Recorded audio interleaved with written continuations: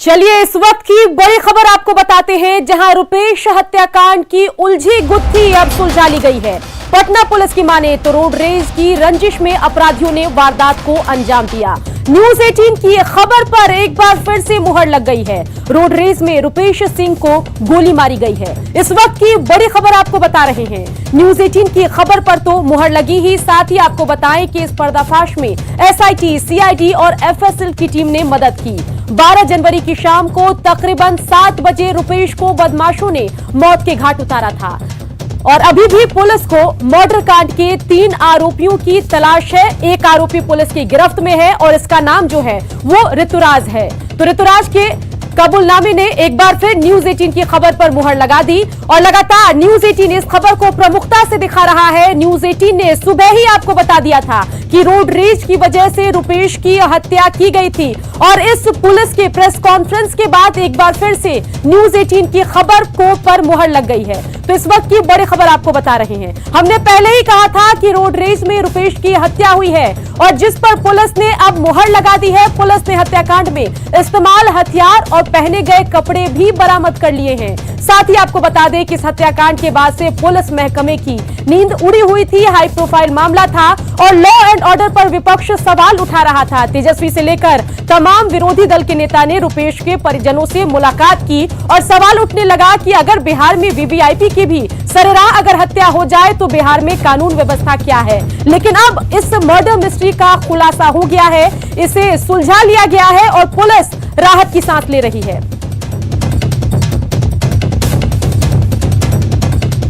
तो इस वक्त की बड़ी खबर आपके टेलीविजन स्क्रीन पर और तस्वीरों में देश की है। ये ऋतुराज है और इसी ने रुपेश को मार डाला है और पुलिस ने प्रेस कॉन्फ्रेंस करके इस पूरे मामले का खुलासा भी कर दिया है। रुपेश के शरीर में 6 गोलियां लगी थी और वो पुलिस ने बरामद भी किया था। 2 बाइक पर 4 अपराधी पहुंचे थे और उसके बाद रुपेश हत्याकांड को अंजाम दिया गया।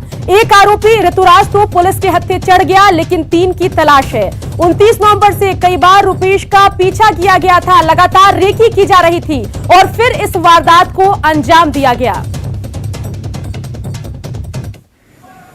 तो एक शाम को यह बताता है कि लोजपा कार्यालय के पास से ये जा रहा था एयरपोर्ट की तरफ और एक फर्स्ट कट ही है उस रोड पर, उस पर से यू टर्न ये लेता है और सामने से एक एमसी मॉइसन गैराज गाड़ी आती है और दोनों उस गाड़ी की स्पीड नॉर्मल से अधिक बताता है ये और लगभग एक्सीडेंट होता है और ये मरते मरते बचता है। फिर जैसा कि जनरली होता है दोनों राइडर्स आपस में बाताबाती करते हैं।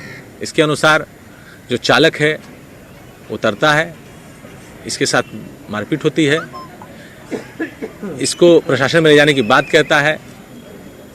इसके पास गाड़ी चोरी की होती है, ये संभव वहाँ से बच के निकलता है। मामला लगभग 1 मिनट का भी नहीं रहा होगा। उसके बाद मॉइसन गैराज गाड़ी निकल जाती है, पटेल गोलंबर होते हुए, गवर्नर होते हुए। गाड़ी के पीछे ये चलता है, गाड़ी का नंबर ये याद कर लेता है। इनिशियल जब हम लोगों ने इससे पूछताछ की, इसको गाड़ी का नंबर हूबहू याद था। बताया इसने कि 90 नंबर गाड़ी है, काले कलर की गाड़ी है, मॉइसन गैराज गाड़ी है। उसके बाद लगभग वेग बताता है 4-5 दिन के बाद ये राजवंशी नगर मंदिर पे जब खड़ा रहता है, 4:30-5 बजे के आसपास की बात बताता है, तो गाड़ी उसको दिखती है राजवंशी नगर मंदिर के बगल से पुनाई चेक में घुसते हुए। ये उसके पीछे हो लेता है और हम लोगों के विक्टिम जो हैं उनके घर को तो नहीं कहेंगे, वो इस जगह को देखता है जहां वो गाड़ी घुसती है। इसको नहीं पता है कि वो आदमी कौन है। इसने अपने कन्फेशन में हम लोग को बताया है कि ये मान के चल रहा था कि किसी बड़े बाप का लड़का है। इसको उसके वेयरअबाउट्स बैकग्राउंड के बारे में नहीं जानकारी थी। ये 1-2 बार और उस जगह को मुआयना करता है और उसको गाड़ी दिखती है वहाँ आते हुए। ये श्योर होता है कि वही जगह पे ये गाड़ी रहती है और उसी रोड से उसका आना जाना है। ये अपने एक दोस्त के साथ प्लान करता है। कुल 3 लड़के हैं जिसके बारे में इसने हम लोग को जानकारी दी है। उन सभी लोगों पे छापेमारी की गई है। लेकिन फिलहाल उनको हम लोग नहीं पकड़ पाए हैं। जल्द गिरफ्तारी हम लोग कर लेंगे, ऐसा हम लोग को अनुमान है। कोई इसमें पटना के बाहर का नहीं है। धक्का लगते लगते बचा था। धक्का लगा था कि नहीं? नहीं धक्का लगते लगते बचा था। हाँ। तो फिर क्यों, क्या हो गया था, क्यों इतना गुस्सा था आपको? सर वो मारने लगा हमको। क्या बोल रहा था? बस उतर के मारने लगा। हम रिक्वेस्ट कर रहे कि छोड़ दीजिए छोड़ दीजिए, फिर भी मारने लगा तो गुस्से में आ गए। तो फिर आपने गुस्सा क्यों आया, मतलब क्या कारण हुआ अचानक? सर बस ऐसे ही गुस्सा आ गया। तो तुम प्लान कर लिया मारने का उसके बाद? आप तो चोरी का गाड़ी लेके हमेशा भागते हो, तो हमेशा ऐसे ही एक्सीडेंट वाला स्थिति आता होगा, तो हमेशा मारने का सोचते थे क्या लोग? तो आपने कैसे उनका पीछा किया, कहाँ कहाँ किया, कितनी बार अटेम्प्ट किया आपने मारने का? 3-4 बार। कैसे? तो मंदिर के पास से खड़ा एक बार देखे, उसके बाद घर। आप पहचान गए थे उसको उतने देर में ही? हाँ गाड़ी से। जानते थे कि वो इंडिगो में मैनेजर है? नहीं वो ड्रेस पहनते थे हमेशा इंडिगो का। आप तो पढ़े लिखे हो, बाहर से ज्योग्राफी ऑनर्स किए हो। जी नहीं हाँ, नहीं जानते। इंडिगो का बैच रहता है, वो तो कोई भी देख के दूर से पता चल जाता है। कैसे नहीं पहचान रहे थे? नहीं पहचान। आपको गाड़ी का नंबर याद था? बड़ा आदमी है, कुछ तो जानकारी आपने हासिल की तुम होगी। किसके साथ था उस समय? गाड़ी का नंबर याद था आपको? अकेले उनकी गाड़ी स्पीड में थी सर। और आप? बस मरते मरते बच गए। गाड़ी में और कोई था? अकेले से एक्सीडेंट हुआ नहीं, कैसे मरते मरते के बाद क्या किया? आप करने क्या गए थे वहाँ पर? सर हम गाड़ी टर्न कर रहे हैं। कुछ करने गए होंगे ना, गाड़ी टर्न कर रहे थे। घर तक कैसे पहुंचे थे? पीछा किए थे? हाँ किस दिन पीछा किया था? किस बात का गुस्सा था? सर हमको मारे बिना मतलब का इस बात का गुस्सा। गोली मार दिए, मारे थे गलती हो गई।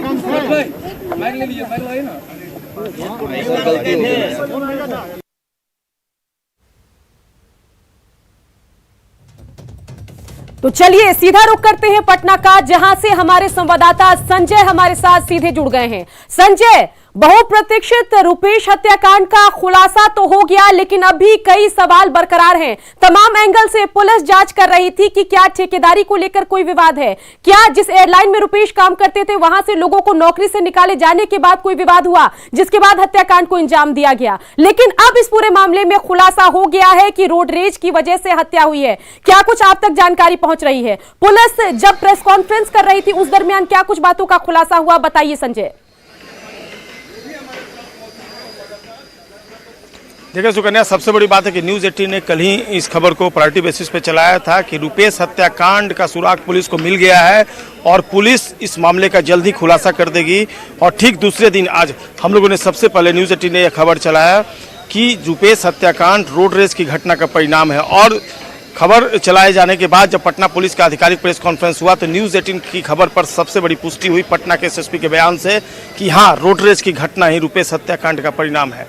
तो अभी जो बात सामने आई है उसमें खुद एसएसपी ने एक्सेप्ट किया है कि इस पूरे हत्याकांड की जांच में कई एंगल मिले थे। जो आप कह रही हैं कि ठेकेदारी का जो एंगल था, या फिर एयरपोर्ट से कई लोगों को नौकरी निकाले जाने का एंगल था, पैसे के लेन देन का विवाद था, आर्म्स जो था उसको भी कई लोगों को उन्होंने दिलवाया। तो तमाम जो ऐसे एंगल थे उसको पुलिस खंगाल रही थी। और पटना के एसएसपी भी मानते हैं कि पुलिस के लिए भी ये शॉकिंग वाला रीजन सामने आ गया है।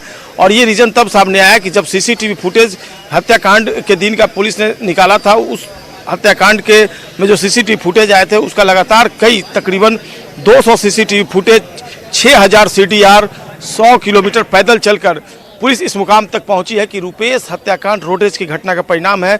जो आरोपी है उसने पुलिस को जानकारी जो दी है उसके अनुसार जो सबसे पहले जो न्यूज़ 18 ने चलाया कि एयरपोर्ट के पास जो सरदार पटेल चौक है वहाँ पर रोड रेज की घटना हुई थी, जिसमें रुपेश ने उसकी पिटाई कर दी थी। और इसी पिटाई से वह नाराज हो गया था, चूंकि वह पहले से भी पिस्टल रखता था। बाइक की जो चोरी की बाइक है वो लगातार इस चोरी की बाइक चुराता था और कई जगह उसने कई बाइक की चोरी की घटनाओं को अंजाम देकर उसे बड़े पैमाने पर बेचा भी है। यानी कुल मिलाकर हालांकि उसने इसके पहले कोई उसका पटना में क्रिमिनल रिकॉर्ड नहीं है, लेकिन चोरी की बाइक वो लगातार बेचता था। खुद चोरी, इससे जाहिर होता है कि उसका एक गैंग रहा था जिसमें कई दूसरे एक्टिव मेंबर्स थे। तो जब उसकी पिटाई हुई तो वह नाराज हो गया और उसके बाद उसने चेज किया है। और एक दिन अकस्मात, जैसा कि उसका कहना है कि वह कई दिनों से ताक में लगा हुआ था, एक दिन उसने देखा कि वही गाड़ी जो है उस कार का नंबर भी याद रखा है जिससे रुपेश ट्रैवल करते थे। उसने गाड़ी का नंबर बताया, याद किया और उसके बाद उसने रुपेश के घर तक उनका पीछा किया। घर तक के दरवाजे तक, अपार्टमेंट जो है उसके गेट तक वो पहुंचा था। उसके बाद वो वापस लौट आया और लगातार रेकी करने के बाद उसने आखिरकार रुपेश को मौत के घाट उतार दिया। अपाची गाड़ी से वह अपने 3 अन्य साथियों के साथ रुपेश के अपार्टमेंट तक पहुंचा था और पीछे अपाची के पीछे वो बैठा था, जैसा कि पटना के एसएसपी ने बताया। और उसी ने उसे 6 गोलियां दागी थी और 5 गोलियां 5 कारतूस उस दिन घटनास्थल पर मिले थे। सबसे बड़ी बात यह है कि पुलिस ने इसमें साइंटिफिक एविडेंस भी कलेक्ट किया है। अमूमन जो रोडवेज की घटना होती है तो रोडवेज की घटना में तात्कालिक कारण सामने आता है। उसमें कई घटनाएं जब रोडवेज की हुई है तो हमने देखा है कि तात्कालिक तौर पे रिपरकशन होता है और कोई बड़ी घटना को अंजाम दे दिया जाता है, लेकिन ये घटना निश्चित तौर पर ये हट कर है। और जो एविडेंस पुलिस ने कलेक्ट किए हैं उस वेपन को बरामद कर लिया है जिससे रुपेश की हत्या की गई थी, यानी वो पिस्टल मिल गया है।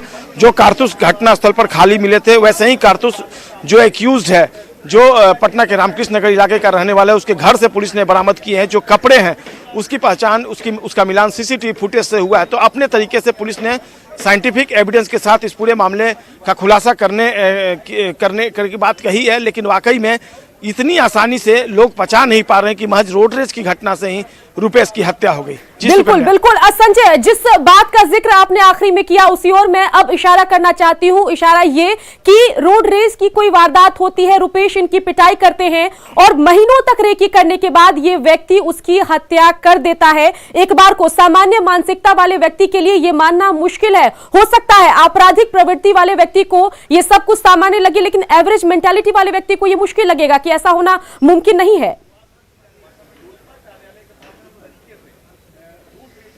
लेकिन देखिए, साफ तौर पे आप इंकार नहीं कर सकते कि इसका कोई क्रिमिनल बैकग्राउंड नहीं रहता। ये अपराधी आदतन नहीं रहा है, लेकिन ये जो बाइक है उसकी चोरी करता था। कई बाइक्स जो है इसने चोरी करके बेचे हैं।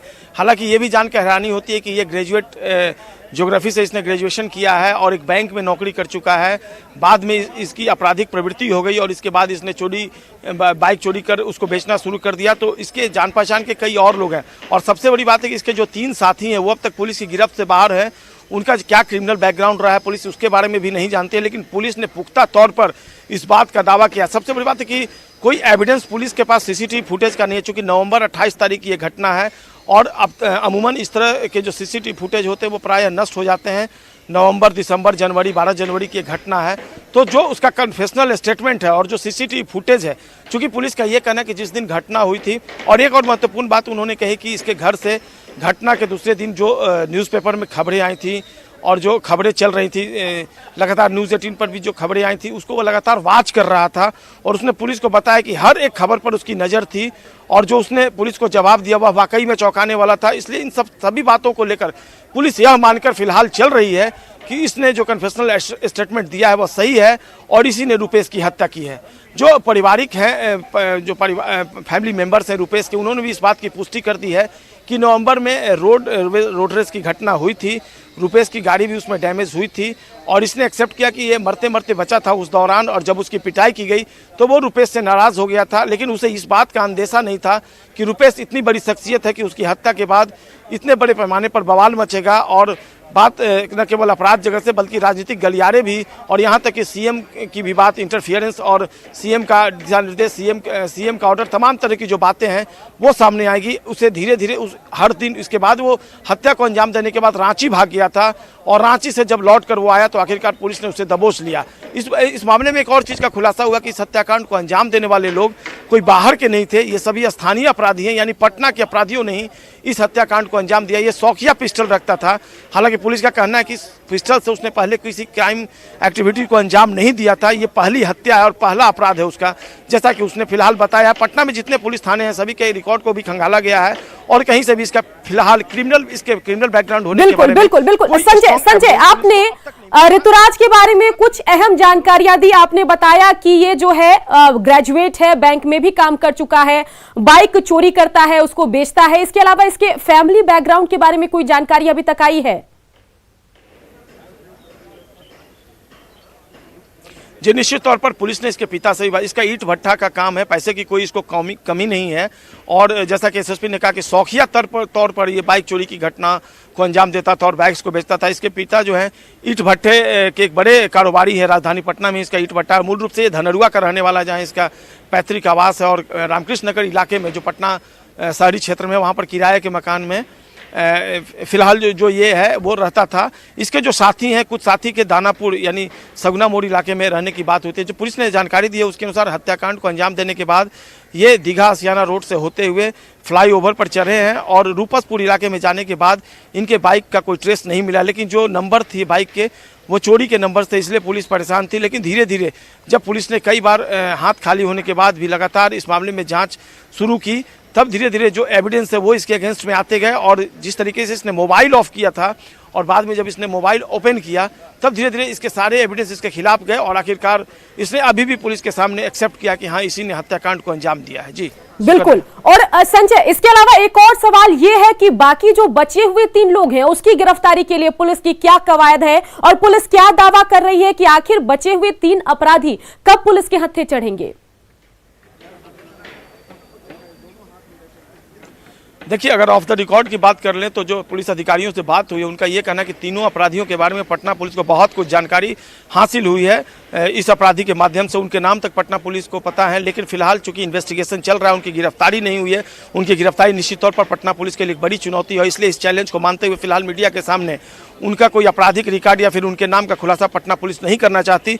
लेकिन ऑफ द सोर्सेज बता रहे हैं कि उनकी गिरफ्तारी के लिए अभी भी 3 टीमें लगी हुई हैं और निश्चित तौर पर आज नहीं तो कल वो आपराधिक कानून के शिकंजे में आएंगे, ऐसा ऑफ द रिकॉर्ड पुलिस अधिकारी बता रहे हैं। खुद आधिकारिक तौर पर भी पटना एसएसपी ने कहा है कि उन्हें जल्द ही गिरफ्तार कर लिया जाएगा, लेकिन देखना होगा कि जिस तरीके से प्रत्याशित कारण सामने आया है उन अपराधियों को पुलिस कब तक पकड़ पाती है। क्या वाकई में वो समय रहते पकड़े जाते हैं या फिर पुलिस मान रही है कि पुलिस को पकड़ने में इसलिए परेशानी हो रही थी क्योंकि एक लंबा वक्त लग गया था और ये भी अपराधी हत्याकांड को अंजाम देने के बाद पटना से बाहर चला गया था और रांची में ये अपने पारिवारिक जो मित्र हैं उनके पास रह रहा था, देवघर चला गया था, वहाँ उसने मंदिर में पूजा भी की है। तमाम तरह की जो बातें हैं वो अब धीरे धीरे छनकर सामने आ रही हैं और जो ये थ्योरी है, जो ये कंक्लूड किया पटना पुलिस ने कि रोड रेज इस घटना का परिणाम है, पटना पुलिस अपनी बात पर अभी आमादा है कि इस रोड रेज की घटना के कारण जो उसने कन्फेशनल स्टेटमेंट दिया और जो एविडेंस कलेक्ट किए हैं पुलिस ने, उसके कपड़े, उसके हेलमेट, वो जो वेपन जिससे हत्या की गई है, जो कार्ट्रिज है, उससे पटना पुलिस ने इस बात का खुलासा करने का दावा कर दिया है कि रुपेश की हत्या रोड रेज के कारण हुई थी। रुपेश ने जिस कारण इस अपराधी को पीटा था उससे झल्ला कर उसने उसकी हत्या कर दी। जी चलिए संजय, बने रहिए हमारे साथ। बता दें कि इस पूरे मामले के खुलासे के बाद पुलिस ने प्रेस कॉन्फ्रेंस की थी और एसएसपी ने क्या कुछ कहा था, आइए एक बार फिर से सुनते हैं। तो एक शाम को यह बताता है कि लोजपा कार्यालय के पास से ये जा रहा था एयरपोर्ट की तरफ और एक फर्स्ट कट ही है उस रोड पर, उस पर से यू टर्न ये लेता है और सामने से एक एमसी मॉइसन गैराज गाड़ी आती है और दोनों उस गाड़ी की स्पीड नॉर्मल से अधिक बताता है ये और लगभग एक्सीडेंट होता है और ये मरते मरते बचता है। फिर जैसा कि जनरली होता है दोनों राइडर्स आपस में बाताबाती करते हैं। इसके अनुसार जो चालक है उतरता है, इसके साथ मारपीट होती है, इसको प्रशासन में ले जाने की बात कहता है, इसके पास गाड़ी चोरी की होती है, ये संभव वहाँ से बच के निकलता है। मामला लगभग 1 मिनट का भी नहीं रहा होगा। उसके बाद मॉइसन गैराज गाड़ी निकल जाती है, पटेल गोलंबर होते हुए, गवर्नर होते हुए, गाड़ी के पीछे ये चलता है, गाड़ी का नंबर ये याद कर लेता है। इनिशियल जब हम लोगों ने इससे पूछताछ की इसको गाड़ी का नंबर हूबहू याद था, बताया इसने कि 90 नंबर गाड़ी है, काले कलर की गाड़ी है, मॉइसन गैराज गाड़ी है। उसके बाद लगभग वेग बताता है 4-5 दिन के बाद ये राजवंशी नगर मंदिर पे जब खड़ा रहता है 4:30-5 बजे के आसपास की बात बताता है, तो वो गाड़ी उसको दिखती है राजवंशी नगर मंदिर के बगल से पुनाई चेक में घुसते हुए।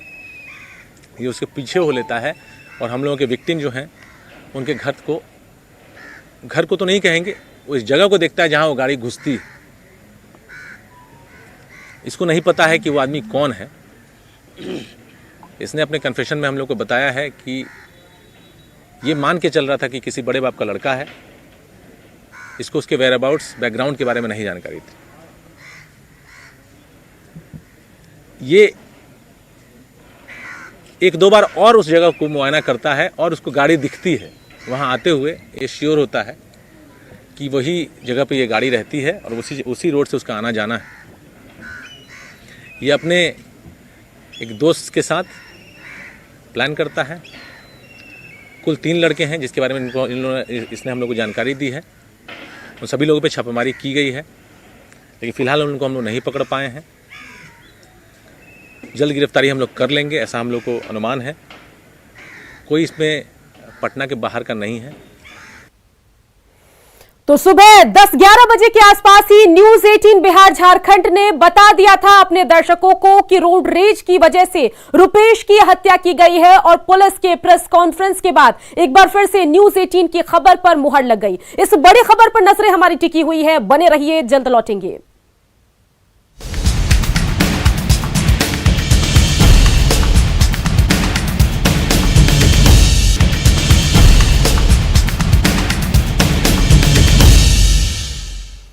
तो इस वक्त की बड़ी खबर आपको बताएं, जहां रुपेश हत्याकांड का खुलासा हो गया है और पुलिस ने प्रेस कॉन्फ्रेंस करके साफ कर दिया है कि रोड रेज में रुपेश की हत्या की गई। बता दें कि रोड रेज का मतलब होता है सड़क आक्रोश। ड्राइविंग के दरमियान सड़क पर अगर 2 ड्राइवर्स के बीच विवाद हो जाता है, उस विवाद की वजह से अगर किसी वारदात को अंजाम दिया जाता है तो उसे रोड रेज का नाम दिया जाता है। और इसी रोड रेज की वजह से रुपेश की हत्याकांड का वारदात को अंजाम दिया ऋतुराज नाम के व्यक्ति ने और साथ ही उसके 3 साथियों ने। जो तस्वीरें आपको हम पटना से दिखा रहे हैं वो ऋतुराज की है। ये पुलिस के हत्थे चढ़ गया है रोड रेज में। इसका रुपेश के साथ विवाद हुआ था, रुपेश ने इसकी पिटाई की थी, जिससे नाराज होकर लगातार महीनों तक रेकी करने के बाद इसने रुपेश हत्याकांड को अंजाम दिया। अभी भी इसके 3 और साथियों की पुलिस तलाश कर रही है और जब वो 3 पुलिस के हत्थे चढ़ेंगे तो पूरा मामला साफ हो जाएगा।